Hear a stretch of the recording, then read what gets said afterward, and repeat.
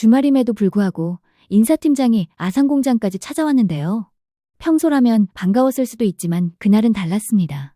백상무와의 갈등으로 이미 본사 복귀 희망은 접은 상태였기 때문이죠. 그의 방문이 반갑기보다는 불길하게 느껴졌습니다. 인사팀장은 백상무와의 일에 대해서 알고 있다고 말하는데요.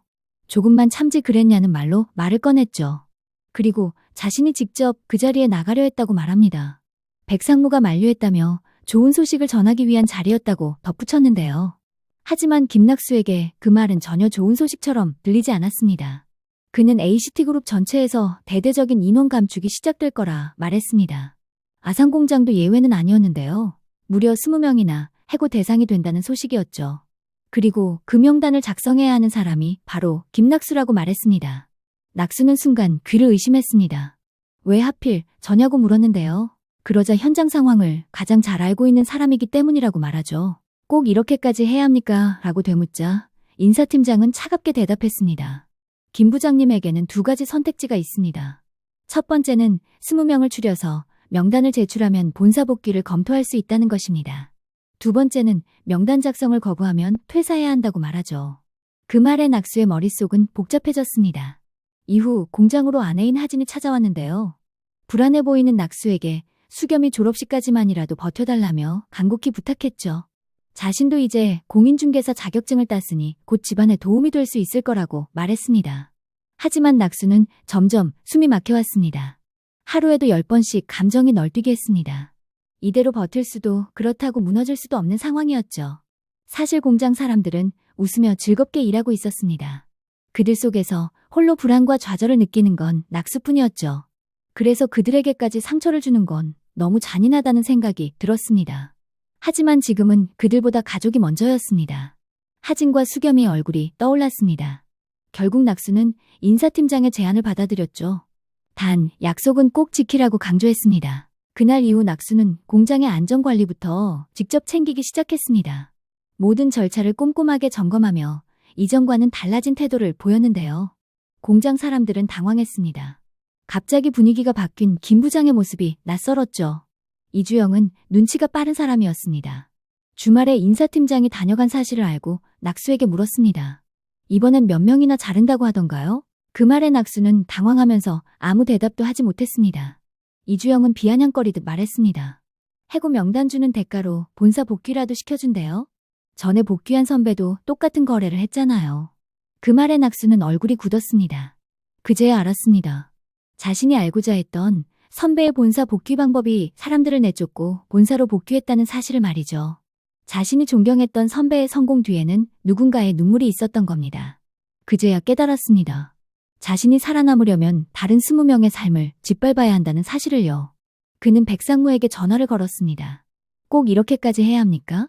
다른 방법은 없습니까? 하지만 백상무의 답은 냉정했습니다. 회사 방침이야. 내가 아니어도 어차피 누군가 해야 해. 이번 기회를 놓치면 본사 복귀는 다시 없을 거야. 그 통화 후 낙수는 말없이 전화를 끊었습니다. 손끝이 차가워지고 숨이 막혔습니다. 이 소문은 본사에도 삽시간에 퍼졌습니다. 정대리와 권사원까지 그 얘기를 들었죠.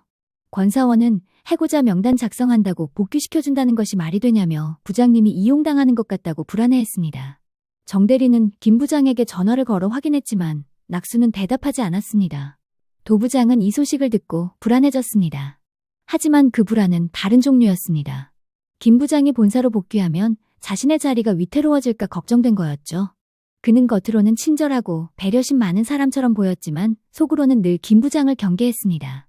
백상무와 김 부장 사이에 균열을 만든 것도 도 부장이었습니다. 같은 아파트에 살며 골프 모임을 함께하며 백상무의 신임을 얻었죠. 졸지에 김 부장은 백상무뿐 아니라 후배인 도 부장까지 매번 픽업해야 했습니다.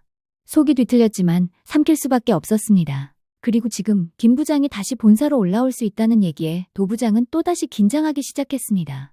김 부장이 노리던 상무 자리가 자신 눈앞에 있기 때문이죠. 결국 낙수는 결단을 내렸습니다. 명예퇴직을 선택하기로 한 것입니다. 이번 건으로 본사에 들어간다 한들 오래 버티지 못할 걸 알고 있었죠. 더 이상 이용당하고 싶지 않았습니다.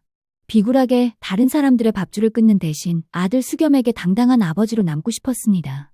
자신이 겪은 고통을 공장 사람들에게 느끼게 하고 싶지 않았습니다. 그는 인사팀장을 찾아갔는데요.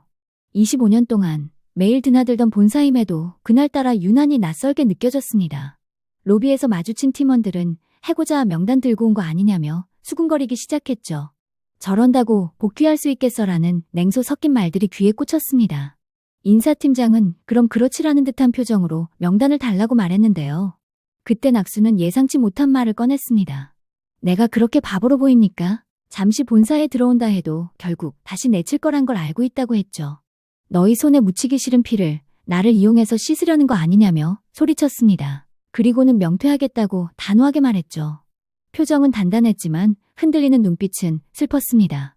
25년 동안 몸바쳐 충성한 회사에서 이렇게 내쫓기는 형국이라니 자신의 인생이 부정당하는 기분이었습니다. 그렇게 낙수는 위로금 4억을 받고 회사 생활을 마무리했습니다. 집으로 돌아가는 차 안에서 눈물이 차올랐습니다. 집 앞에 도착했지만 차문을 여는 손이 떨어지지 않았습니다. 하진에게 뭐라고 말해야 할지 막막했고 숨이 턱 막혀왔습니다. 그때 문득 논팽이의 말이 떠올랐습니다. 임대원만큼 안정적인 게 어디 있어. 논팽이는 매달 월세로 2천만 원씩 받는다고 했습니다. 그 말이 갑자기 현실적인 대안처럼 들렸습니다. 나도 4억 있는데 할 수 있지 않을까 하는 생각이 스쳤죠. 테이블 위에 있던 분양 전단지를 펼쳐들었습니다. 그리고 망설임 없이 전단지의 번호로 전화를 걸었습니다. 분양업자는 달콤한 말로 낙수를 설득했죠. 이곳에 아파트도 들어설 거고 분양 상가에는 유명한 스타벅스가 입점할 수도 있다고 말했습니다.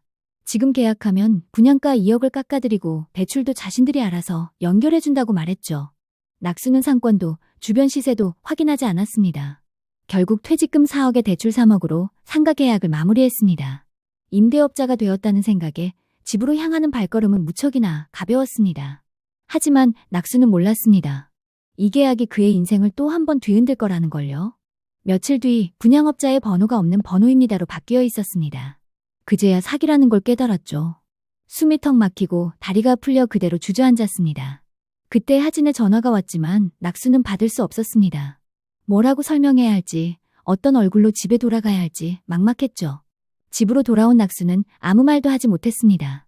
그날 이후 낙수는 며칠 동안 방에만 틀어박혀 있었습니다. 아무것도 먹지 않았고 잠도 자지 못했습니다. 불안은 밤마다 찾아왔고 심장은 미친 듯이 뛰었습니다. 결국 낙수에게는 공황장애가 찾아왔습니다. 놀란 하진은 병원을 가자고 말했지만 낙수는 괜찮다는 말만 할 뿐 더 이상 어떤 행동도 하지 않았습니다. 하진은 공황장애가 점점 더 심해져가는 낙수를 보며 정신과 상담을 권유했죠. 정신과는 미친 사람들이 가는 곳 아니냐며 길길이 날뛰었죠. 하지만 병원 문을 열고 들어가는 순간 생각이 달라졌습니다.